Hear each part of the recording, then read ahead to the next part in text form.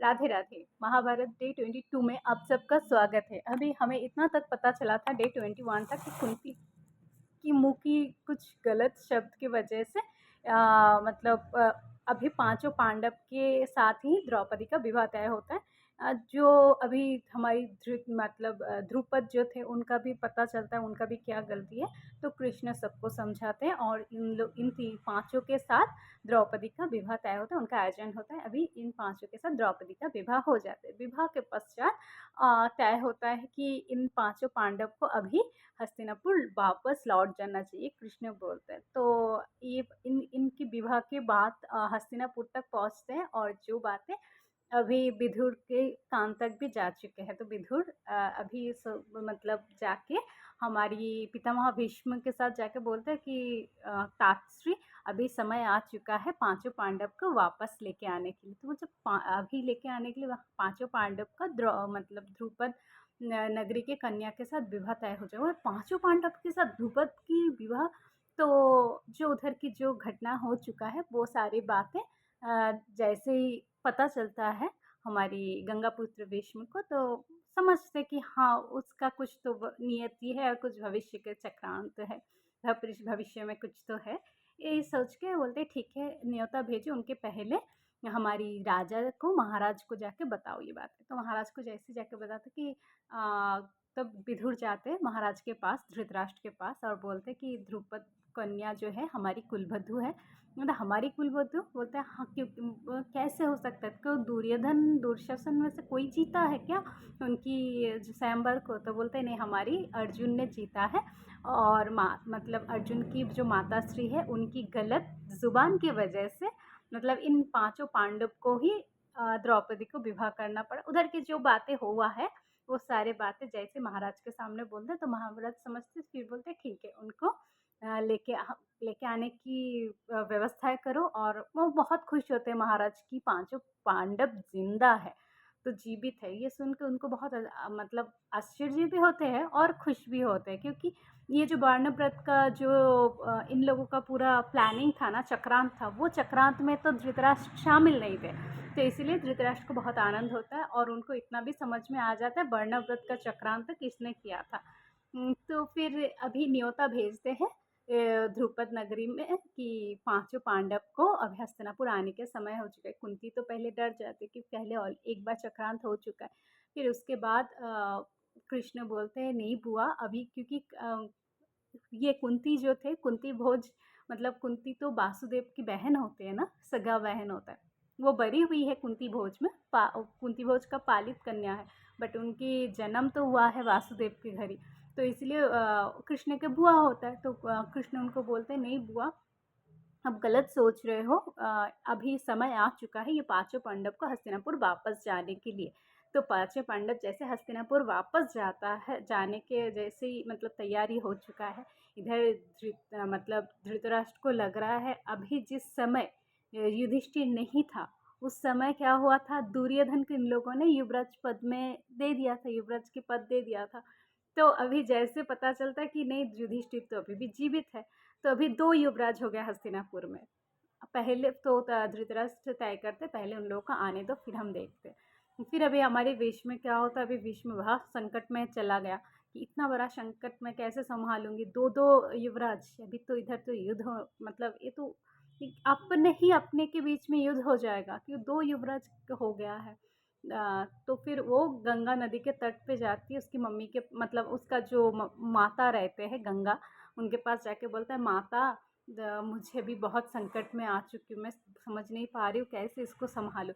तो माता बोलते तुम हर चीज़ को लेके मेरे पास आ जाते हो, तुमने ये जो तुमने तुम्हारे पिता को वचन दिया था वो वचन तुमने मुझे पूछ के दिया था, नहीं दिया था ना। अभी तुमने अगर वचन दिया है वो वचन का कर्तव्य निभाना भी तुम्हें आना चाहिए। हर चीज़ हर बात के लेके मेरे के पास क्यों आते हो पुत्र।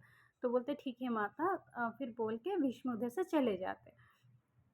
फिर उसके बाद भीष्म को लगता है अभी क्या करूं, संकट में आ चुका है। अभी इसी क्षण क्या होता है, मतलब युधिष्ठिर उनके पांचों भाई 4 भाई के साथ, मतलब पांचों भाई एक ही साथ द्रौपदी के साथ आते हैं हस्तिनापुर में। बहुत बड़ा आयोजन होता है उनका, कुलवधु का ये भी आता है उनको बहुत बहुत मतलब प्यार के साथ, बहुत प्रेम के साथ उनको सब लोग ग्रहण करते हैं कि हाँ, हस्तिनापुर का उनका फिर उनके आरती उतारा जाता है, बहू आने का जो-जो विधि है सब होते हैं। फिर उसके बाद जाके ये लोग मतलब अपने ही सब धृतराष्ट्र के साथ युधिष्ठिर, विदुर सब एक साथ बैठ के बात कर अभी क्या करें, हस्तिनापुर में 2-2 युवराज आ चुका है, अभी कैसे इसको है संभालें। तब हमारी विदुर बोलते हैं कि इसका संकट हिसाब से अगर देखा जाए, पहले के युवराज जीवित रहते हैं, दूसरे जो युवराज हैं उनको हम लोग मतलब वो उसको वैलिड नहीं होते, इनवैलिड होता है। तो बट उसी क्षण हमारी जो ये रहते हैं कृपाचार्य रहता है, वो बोलता है हाँ ये तो सही है लेकिन हम लोगों ने अभी इस हिसाब से महाराज की बड़े पुत्र होने के नाते भी अगर आप देखेंगे तो भी महाराज के बड़े पुत्र है हमारी दुर्योधन, बट पूरा कुरुवंश का बड़ा पुत्र है युधिष्ठिर, उस हिसाब से भी युधिष्ठिर को ही प्राप्त होता है। बट इस बात के साथ सम्मति नहीं देते धृतराष्ट्र और कौन, शकुनी मामा। बोलते महाराज की पुत्र होने के नाते ये सिंहासन एक्चुअली मिलना तो चाहिए दुर्योधन को ही, बट हम लोग युधिष्ठिर को दिया था, युधिष्ठिर को युवराज के पद देने के बाद पता चला युधिष्ठिर जीवित नहीं है। इसी वजह से हम लोगों ने तय किया कि ठीक है फिर से दुर्योधन को देते। अभी दुर्योधन से ये पद लिया जाएगा तो ये दुर्योधन के साथ अन्याय नहीं होगा। तब हमारी धृतराष्ट्र बोलता है अभी क्या करें, इस सिचुएशन बहुत गंभीर हो चुका है। तो हालात बहुत ही गंभीर हो चुका है। तब हमारी गंगापुत्र भीष्म बोलते एक ही हमारे पास उपाय है, क्या है, राष्ट्र का विभाजन कर दो। तो राष्ट्र का मतलब दो दो अलग राष्ट्र बना दो तो क्या होगा, उस राष्ट्र में रहेगा एक युवराज, इस राष्ट्र में रहेगा एक युवराज। तो बोलते ठीक है, तो हस्तिनापुर में कौन रहेगा, धृतराष्ट्र बोलते यही सही होगा। तब धृतराष्ट्र एकांत में युधिष्ठिर को बुलाते हैं, युधिष्ठिर को सारे बातें बोलते मैं मेरी पुत्र के साथ भी गलत नहीं कर सकती, तुम्हारे साथ भी गलत नहीं कर सकती। तो युधिष्ठिर बोलते नहीं, आप एक काम कीजिए, आप राष्ट्र का विभाजन मत कीजिए, आप इनको ही, आपके जो पुत्र है दुर्योधन को ही राजा बना दीजिए। तो बोलते नहीं, मैं ये भी नहीं कर सकती, ये तुम्हारे साथ गलत होगा, मेरे मतलब मेरे भाई के साथ भी गलत होगा, तुम मेरी प्रिय भाई के पुत्र हो तो ये भी गलत होगा। इसी हिसाब से एक काम करते, तुम्हें भी दूंगी और उनको भी दूंगी, विभाजन ही अच्छा होगा। तो तुम्हारी एक काम करो, मतलब एक हस्तिनापुर में दुर्योधन को रहने दो, तुम बाकी आधा हिस्सा ले लो, मतलब हस्तिनापुर में जो हिस्सा है वो दुर्योधन को रहने दो, बाकी आधा हिस्सा ले लो। तो अभी ये क्या बोलेंगे युधिष्ठिर, तो वो सुन के युधिष्ठिर वापस आ जाते हैं। बोलते ठीक है, आपको जो ठीक लगे। तो ये बोल के आ जाते। उसके बाद भीम अर्जुन सब बहुत गुस्से में होते क्योंकि क्यों हम लोग हस्तिनापुर छोड़ के जाए, हस्तिनापुर का हकदार तो आप ही हो, हम लोग हस्तिनापुर छोड़ के नहीं जाएंगे। तो बोलते नहीं, हस्तिनापुर छोड़ के तो अभी कुछ उपाय नहीं है, हस्तिनापुर छोड़ के मैं वचन दे के आई हूँ बड़े पापा को, बड़े पिताश्री को, तो हमें जो मिल रहा है उसमें ही जाएंगे। तो कहाँ जाएंगे, तो द्रौपदी के सामने बोलते, द्रौपदी भी क्या करना चाहिए, द्रौपदी बोलते हैं आप एक ऐसी जगह देखिए जहाँ पे कौन सी जगह जहाँ पे हस्तिनापुर का अहित में ना हो। तो उधर तो फिर खांडप्रस्थ में जाते हैं। तब खांडप्रस्थ के बात अगर करेंगे तो कुछ प्रॉब्लम नहीं होगा, हस्तिनापुर का हित में भी रहेगा।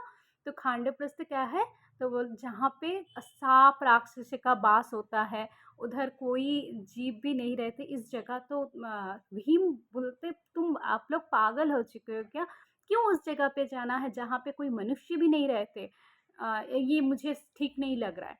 तो द्रौपदी बोल रहे हैं क्यों, आप लोगों को आप पांचों मेरे पति हो, पांचों पति मिलके मेरे लिए एक घर नहीं बना सकते, मेरे लिए खाने भोजन का आयोजन नहीं कर सकते। तो बताओ वो कर सकते बट उधर कोई नहीं रहता है। तो कोई बात नहीं आ रही है, हम लोग जाके उधर नगरी बसा लेंगे, जो जो प्रजा हमारे साथ जाना चाहते हैं जा सकते हैं, हम लोग जाके उधर नया नगरी बसा लेंगे। तो द्रौपदी के बात सुन के भीम और अर्जुन भी थोड़ा सा चुप हो जाते हैं, युधिष्ठिर भी बोलता है ठीक है, तो फिर इसकी ही बात हम लोग रख लेंगे महाराज के सामने।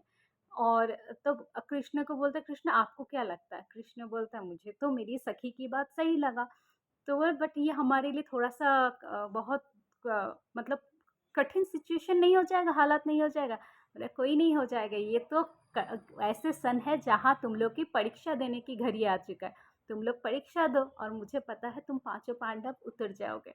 तो आज के लिए इतना सा ही। अभी देखते खांडवप्रस्थ में जाके क्या होता है, और हमारी जो राजा है युधिष्ठिर की बात है धृतराष्ट्र मानते हैं क्या नहीं, वो मैं डे 23rd एपिसोड में बताऊंगी। आज के लिए इतना सा ही। राधे राधे, जय श्री कृष्ण।